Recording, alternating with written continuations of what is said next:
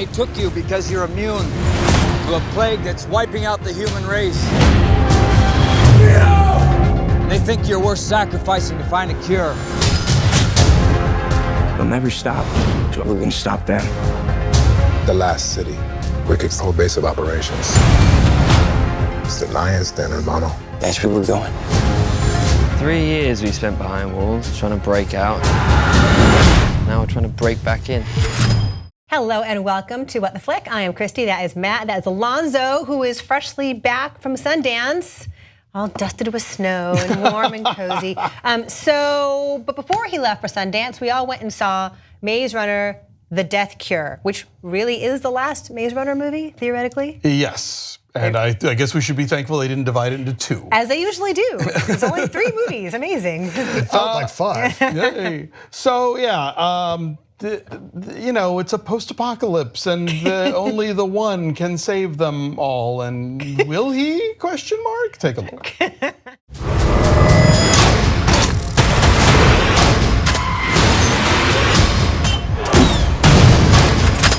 Thomas, you can save your friends. Or you can save us all.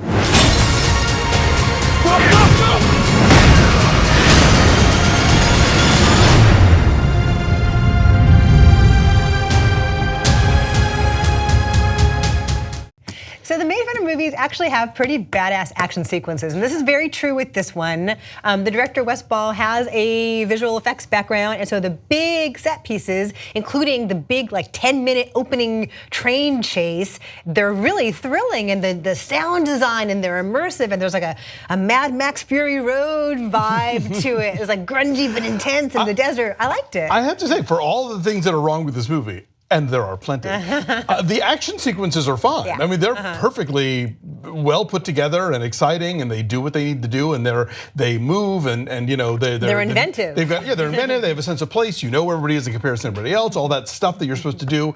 So that part they nail it, and then they stop blowing shit up and start talking, and it's like. Are we in the glit? Are we in the scorch? Are we out of the scorch yet? What is the scorch? I don't even remember. I've seen all of these movies and I can't remember what they're even about. Yeah, don't Zombie know, plague. don't care. Came into this like, what? Which series is this? You saw the first 2. We all did the first 2, didn't we? Totally forgettable. This one, there's that scene at the beginning is kind of cool, and then the rest of it sucks. No, the thing with the bus and the crane.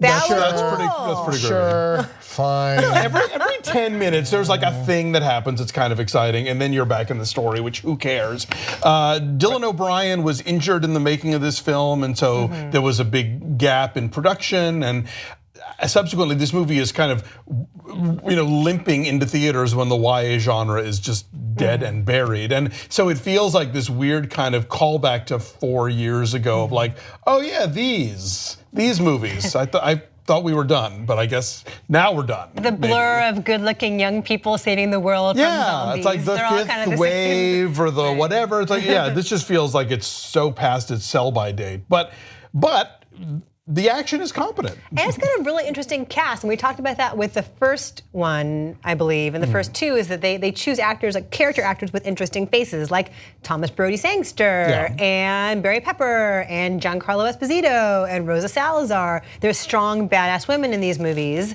although what's-her-face, Kaya Scodelario does not get to do as much this time. Yeah, well, she's sort of conflicted in the middle there. She and Dylan O'Brien are such blanks in these movies, I think. They don't get a lot to do. Yes, they do surround them with, you're right, the B characters and everything, and then Patricia Clarkson is the sort of requisite older movie star that all these movies have to have. Like Divergent had Kate Winslet, and The Giver had Meryl Streep. So she sort of shows. Julianne Moore. Yeah, exactly. I kept getting this mixed up with the Divergent movies. Right? They're very similar. I kept expecting Shailene Woodley to walk in at any moment, like, oh wait, okay, now I know what's going on. Yeah, like the walled city, and there's a lot of overlap there. But the leads have zero chemistry, like with each other, and I think one of the problems I have with this movie is that everybody else, all of the other characters are so much more interesting here. But you're stuck watching these leads do stuff, and I just didn't care. I just didn't care. The action's well staged, but since I'm not invested in the characters, I don't really care what happens. Yeah, the bus thing with the crane, like, okay, that's kind of fun. Sure. Unless you're in the bus. Unless you're in the and bus. then it's not fun. Like, okay, cute. But apart from that train scene, like, I hardly remember anything about this movie. Yeah. Except that Littlefinger's in it. Who's Littlefinger? From Game of Thrones. I don't watch Game of Thrones. Yeah. Who's Me neither. Littlefinger? Which guy in the movie? Is it a guy? Yeah, oh, he's Aidan Gillen. Aidan Gillen. And he's a Right. great actor, right? Yeah. He's Yeah, like he- quiet, but he- evil. Baltimore. But he Wire is, fans out there. well, Queer as Folk, the original UK version. But he's not given anything interesting to do in this. He's not a very good villain. Yeah.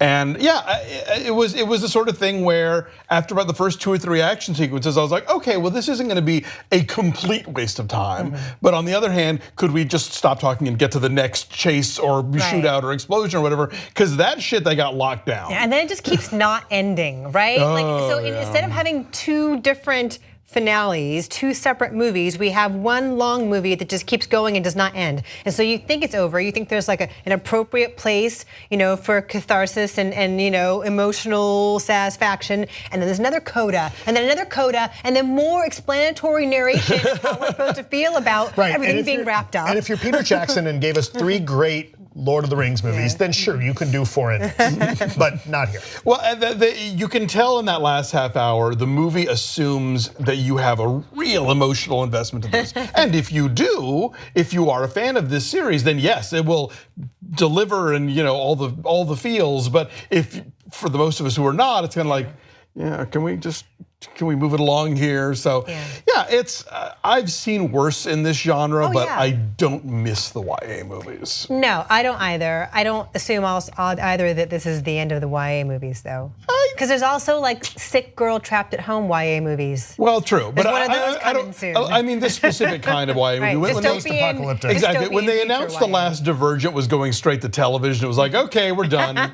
Until the next one comes along. I know, and I love the Hunger Games movies. I think a lot of them were effective, but the Maze Runner never grabbed me. And adios. Okay, so my number's a 5.8. I reviewed it for RogerEbert.com and I gave it 2.5 stars. So 5.8 from me. Yeah, I gave it a 5.5. I reviewed it at the Wrap, and it's for the action, because the action is well done, and when the day comes that this is on cable or whatever, you can sort of have in the background, mute it during the conversations, and then just watch shit blow up. 3, too long, didn't care. Okay. Too long, didn't read. Oh, we didn't say the name Walton Goggins, Yes. Oh, yeah. Or half of it. but he's in it. Yes, Anyway, all so parts of him. you'll see him. Parts of him are in it. All right. So our number is a 4.8. It's at 40% on the tomato meter. So bye bye YA. See ya.